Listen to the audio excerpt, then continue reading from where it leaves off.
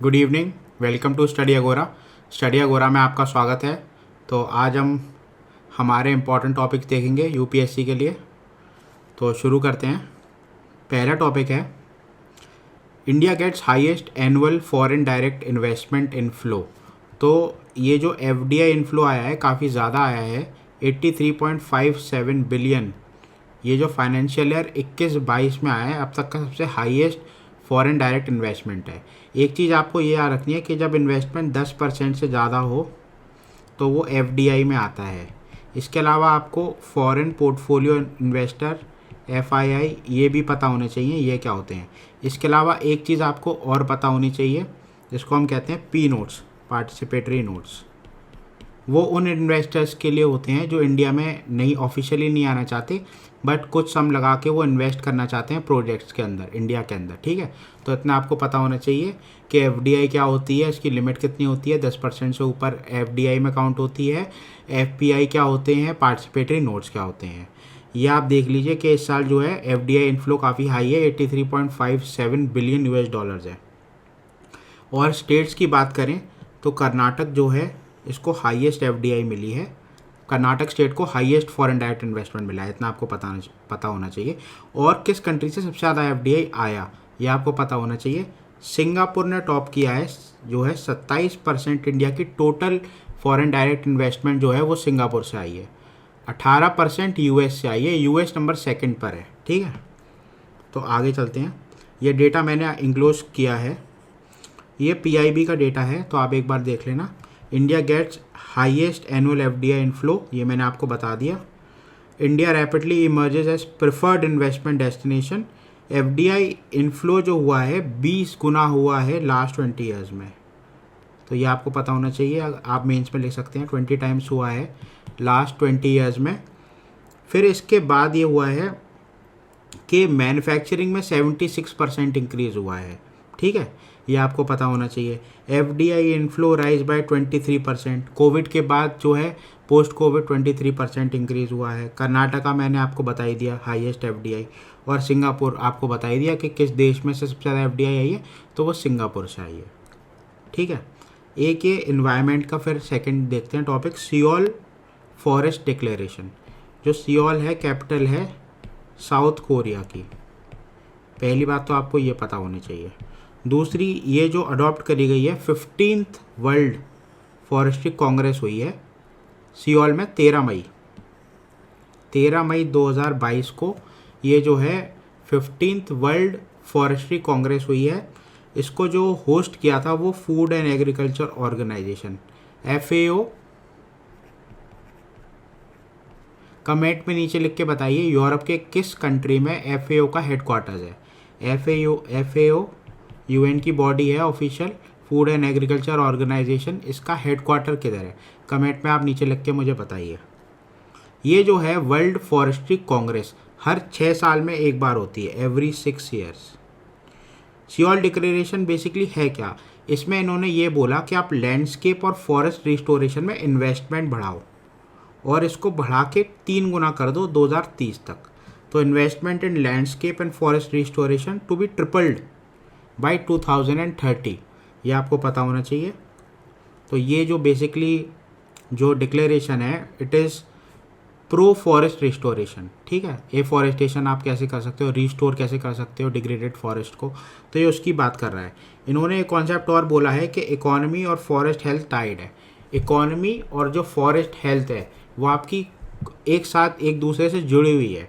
अगर फॉरेस्ट आपके हेल्दी होंगे तो आपकी इकोनॉमी जो है देश की वो हेल्दी होगी, और अगर आपके देश की इकोनॉमी हेल्दी होगी तो आपके जो ह्यूमन डेवलपमेंट इंडेक्स है वो काफ़ी हाई होगा और आप डेवलप्ड कंट्री बन जाओगे और काफ़ी प्रॉस्पेरिटी इंक्रीज होगी। तो फॉरेस्ट और इकोनॉमी और इंडिविजुअल जो है आपकी इनकम और आपकी हेल्थ और ह्यूमन डेवलपमेंट, क्योंकि ग्रोथ और डेवलपमेंट में फ़र्क है।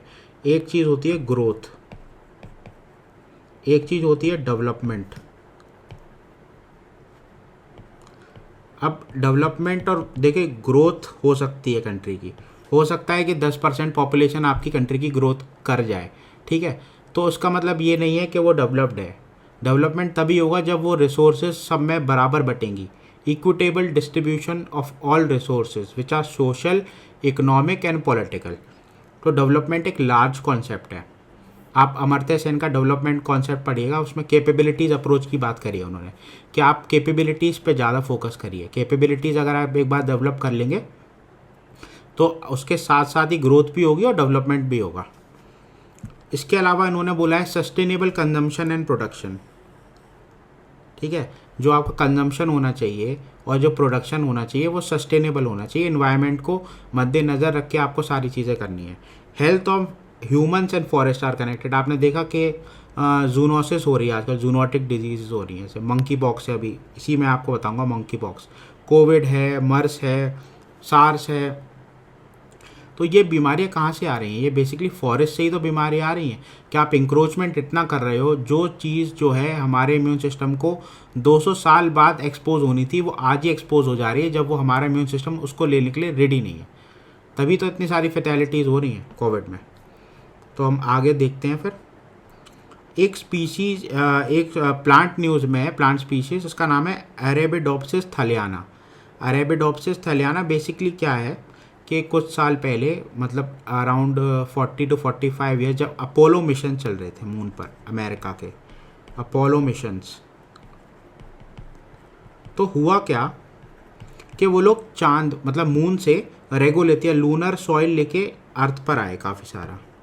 तो यही हुआ है कि यूनिवर्सिटी ऑफ फ्लोरिडा में रिसर्चर्स ने ये जो रेगोलिथ आया था, लूनर सॉइल आया था, इसमें इन्होंने प्लांट जो है सीडलिंग्स प्लांट किए थे और अब वो स्प्राउट किए हैं। तो ये इस प्लांट के स्प्राउट किए हैं, अरेबिडोप्सिस थैलियाना। ये देखिए मैंने आप फोटो इंक्लोज किया है, ये सीडलिंग्स है। ये जो प्लांट है नेटिव है यूरेशिया का और अफ्रीका का। ये प्लांट देखिए आप, ये प्रॉपरली ग्रो कर गया है। ये है अरेबिडोप्सिस थैलियाना। ठीक है, अब ये प्लांट इसलिए ग्रो किया गया है, इस पर साइंटिस्ट ये रिसर्च करेंगे कि अगर हमें मून पे कभी स्टे करना है तो क्या हम वहाँ कुछ एनवायरनमेंट क्रिएट करके उसको थोड़ा टेराफॉर्म करके, टेराफॉर्मिंग बेसिकली ये होती है कि जैसे मार्स पे टेराफॉर्मिंग करनी है तो अर्थ का जो एटमॉस्फेयर है ह्यूमंस के कंड्यूसिव, तो हम वहाँ टेराफॉर्म करके वैसा एटमॉस्फेयर हम बना देंगे मार्स पर, ताकि ह्यूमंस वहाँ सर्वाइव कर सके, कुछ टाइम रह सकें अगर उन्हें आगे कहीं जाना है फ्यूचर मिशंस पर। तो अगर मून पर आपको, मून से आपको कहीं और जाना है तो आप मून पे ये प्लांट्स वगैरह आप उगा सकते हो कि नहीं उगा सकते, क्योंकि अल्टीमेटली आपको अगर आप प्लांट्स उगा लोगे तो आप ऑक्सीजन बनाने में सक्सेसफुल हो जाओगे। ऑक्सीजन है, खाना है, पानी है, काफ़ी सारी चीज़ें, आपकी समस्याएं दूर हो सकती हैं। ठीक है, तो ये Arabidopsis thaliana. Monkey pox news में है, वायरल इन्फेक्शन है ये, नया जो है वायरल फीवर आया है। 80 केसेस इसके रिपोर्ट हुए हैं 12 कंट्रीज से। ये मंकी पॉक्स वायरस से जो है बीमारी फैलती है। ये सेम फैमिली है स्मॉल पॉक्स। स्मॉल पॉक्स आपको पता है इरेडिकेट हो चुका है कंट्री से। चिकन पॉक्स अभी भी होता है, स्मॉल पॉक्स नहीं होता। ये जो है mostly central and western Africa से जो है वहाँ जो है मंकी पॉक्स पाया जाता है वायरस। इसका सिम्टम्स होते हैं बेसिकली फीवर होता है, हेडेक होता है, रैशेस होते हैं, स्वेलिंग होती है। इन्फेक्शन जो होता है 14 से 21 दिन, 14 से 21 दिन इसकी साइकिल चलती है और फिर जो साइकिल ख़त्म हो जाती है तो फिर ये नॉर्मली ठीक हो जाता है। इसमें गोल गोल रैशेस हो जाते हैं बॉडी पर। मैं अभी आपको दिखाता हूँ।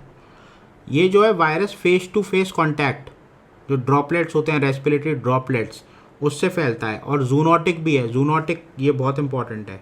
जूनोटिक का मतलब कि ये एनिमल से जंप मार सकता है ह्यूमंस में, उनको इन्फेक्ट कर सकता है, तो इसको हम कहते हैं जूनोसिस। जूनोटिक डिजीज़ ऐसे ही होते हैं। कोविड भी एक जूनोटिक डिजीज़ ही है बेसिकली। अभी तक उसका फर्स्ट पेशेंट नहीं मिला है और अभी ये भी नहीं पता चला है कि क्या वो पेंगोलिन से आया है, क्या वो स्नेक से आया है, किससे आया है, बैट से आया है, लेकिन जो है जूनोटिक तो है वो, ये हमें पता है। फेटेलिटी रेशियो है जो है इसका बिटवीन 3 to 6%। ठीक है, कोविड से थोड़ा ज़्यादा है। ये देखिए आप, ये मंकी पॉक्स, ये जो रैशेस डेवलप हो जाते हैं ना, ये जो है इसकी एक काफ़ी इम्पोर्टेंट है और काफ़ी तेज़ी से ये फैल रहा है 12 देशों में, 12 से ज़्यादा देशों में आज की तारीख। ये तो जो है कल का मैं आपको डेटा दे रहा हूँ, 12 से ज़्यादा देशों में मंकी पॉक्स इस समय फैल चुका है। इनफैक्ट जो हमारी NIV है, नेशनल इंस्टीट्यूट ऑफ वायरोलॉजी, ये पुणे बेस्ड है। तो ये स्क्रीन भी करेगी। अब जो जितने भी आपके इंटरनेशनल पैसेंजर्स आएंगे उनको मंकी पॉक्स के लिए स्क्रीन किया जाएगा सिम्टम्स के लिए। मैंने आपको बता दिया मंकी पॉक्स। अब आगे देखते हैं वर्ल्ड बी डे। आज इन्वायरमेंट के काफ़ी सारे क्वेश्चंस हैं क्योंकि इन्वायरमेंट इंपॉर्टेंट भी है। आपको मैं इन्वायरमेंट की ज़्यादातर चीज़ें मैं आपको कराना चाहता हूँ। तो ये सेलिब्रेट कब किया जाता है? ये सेलिब्रेट किया जाता है मई 20 को, वर्ल्ड बी डे। आपको पता है अवेयरनेस बढ़ाने के लिए कि बीज का क्या रोल है। बीज पॉलिनेटर हैं, सपोर्ट करती हैं प्लांट और एनिमल लाइफ, ठीक है। बीज क्या करती हैं कि जब नेक्टर सक करने के लिए फ्लावर्स पे बैठती हैं तो एक फ्लावर से जब वो दूसरे फ्लावर के ऊपर जाती हैं तो वो पोलर ट्रांसफ़र कर देती हैं और फिर रिप्रोडक्शन होता है, फ्रूट्स बनते हैं। और जितने भी आप एग्रीकल्चर प्रोड्यूस देखते हो उनके जो फ्लावर जो है वो फ्रूट में तभी टर्न होता है जब वो उनका जो है पॉलन ट्रांसफ़र हो जाता है, रिप्रोडक्शन कंप्लीट उनका हो जाता है, ठीक है। और फ्रूट के अंदर ही बीज होते हैं। जब फ्रूट जो है पक जाता है तो उसके बीज भी पक जाते हैं, बीज से ही नया प्लांट आता है, ठीक है। तो ये इंपॉर्टेंट है, आपको पता होना चाहिए। बहुत इंपॉर्टेंट पॉलिनेटर है, bees are most important pollinator. Theme क्या है? थीम है be engaged, celebrating the diversity of bees and bee keeping systems.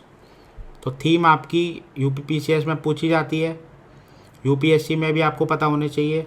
World B day पता होना चाहिए। बर्थ एनिवर्सरी किसकी है? मई 20 जो है, जिनके जो है बर्थ एनिवर्सरी पे सेलिब्रेट किया जाता है। तो काफ़ी बी कीपिंग पायोनियर है वो, उनका नाम है एंटोन जानसा। एंटोन जानसा ये स्लोवेनिया की रहने वाली थी। 16,000 नॉन स्पीसीज़ हैं बीज की। कुछ बीज जो है सॉलिटरी भी रहती हैं, कुछ बीज जो है वाइल्ड होती हैं, कुछ बीज जो है सोशली रहती हैं, मिलजुल के रहती हैं। ये आपको पता होना चाहिए। 16,000 स्पीसीज़ हैं बीज की।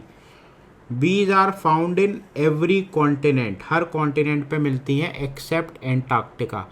Accept Antarctica they are found in every continent. तो ये आपको पता होना चाहिए। ये देख लीजिए, मैंने बीज इंक्लूड करी है। देखिए नेक्टर सक कर रही है और जैसे ही जो पोलन इसके पैरों में चिपक जाते हैं तो ये दूसरे प्लांट पर जब जाती है तो पोलन ट्रांसफ़र हो जाता है, रिप्रोडक्शन हो जाता है और फ्लावर जो है फाइनली फ्रूट में जो है तब्दील हो जाता है, ठीक है, चेंज हो जाता है। एक स्पीसीज और न्यूज़ में, वकीता पोर्पोइस, वर्ल्ड का स्मॉलेस्ट मैमल है ये। वकीता पोर्पोइस स्मॉलेस्ट मैमल। अब दिक्कत इसके साथ ये है कि बस दुनिया में केवल 10 वकीता पोर्पोइस बचे हैं, केवल 10 वकीता पोर्पोइस। मैक्सिको की गल्फ ऑफ कैलिफोर्निया में ये पाए जाते हैं, केवल 10 बचे हैं। 55 किलो इनका वेट होता है और 1.5 मीटर इनकी लेंथ होती है। ये आपको पता होना चाहिए। IUCN ने इनको री इनलिस्ट कर दिया है क्रिटिकली इंडेंजर्ड। फैमिली नेम इनका सिटेशियंस है, सिटेशियंस। थ्रेट्स आपको पता होगा, ज़्यादा ट्रोलिंग होती है, फिश नेट्स में फंस जाते हैं, इलीगल फिशिंग होती है, हैबिटेट डिस्ट्रक्शन है, ठीक है, डिग्रेडेशन भी है। ये होता है वकीता पोर्पोइस। देखिए आप, काफ़ी इंटेलिजेंट होता है ये डॉल्फिन की तरह और ये गल्फ ऑफ कैलिफोर्निया में पाया जाता है। मैंने आपको बता दिया। इसकी फ़ोटोज़ भी काफ़ी रेयर है, मैं आपको दिखा दी, मिलती नहीं है। ये रियल वकीता पोर्पोइस की पिक्स हैं, आप देख लीजिए। 2 छोटी न्यूज़ और हैं। इंडिया की पहली अमृत सरोवर, हर डिस्ट्रिक्ट में कई सारी अमृत सरोवर मतलब पॉइंट्स बनाए जाएंगे, ठीक है। तो ये पहली अमृत सरोवर रामपुर यूपी में बनी है, रामपुर यूपी में इंडिया की पहली अमृत सरोवर। दूसरी है Ramgarh Vishdhari tiger reserve. Ramgarh Vishdhari tiger reserve जो है कहाँ लोकेटेड है? ये लोकेटेड है महाराष्ट्र में और ये इंडिया का 52nd टाइगर रिजर्व है, ठीक है। तो आज के लिए इतना ही। आप जो मैं क्वेश्चन आपसे पूछा है FAO का हेडक्वार्टर किधर है, आप कमेंट में नीचे लिख के बताइए। चैनल को आप लाइक करिए, शेयर करिए, सब्सक्राइब करिए। ये सीरीज़ 2023 तक भी चलने वाली है, प्रीलिम्स तक की ये कंटिन्यू रहेगी, प्लेलिस्ट बना दी जाएगी इसकी। तो आप चैनल को लाइक करिए, शेयर करिए, सब्सक्राइब करिए और मुझे UPSC_अगोरा पे इंस्टाग्राम पे फॉलो करिए, वहाँ मैं क्विज भी डालता हूँ, ठीक है। तो फिर मिलते हैं कल नेक्स्ट वीडियो के साथ। Thank you, have a nice day.